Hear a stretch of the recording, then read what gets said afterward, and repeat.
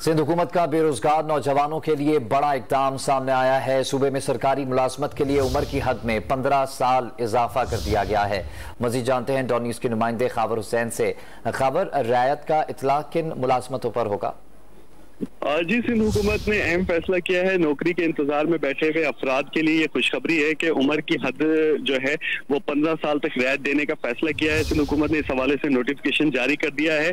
सिंध हुकूमत में नौकरी की जो हद उम्र है वो 30 साल थी, लेकिन अब 45 साल तक की उम्र के अफराद जो हैं वो सिंध में मुलाजमतों के लिए अप्लाई कर सकते हैं। ये नोटिफिकेशन इससे पहले 30 जून 2022 पर जो है वो खत्म हुआ था रिलैक्सेशन का, जो कि उसके बाद अब दोबारा 1 जुलाई 2022 को इशू करना था, लेकिन सिंध हुकूमत ने इसको नहीं किया था और 30 जो है इसको अब जो है 2023 में जारी किया गया है जनवरी में, जिसमें उम्र गुजर जाने पर नौजवान परेशान थे जिनकी उम्र ज्यादा थी 30 साल से, वो नौकरी के लिए अप्लाई नहीं कर सकते थे।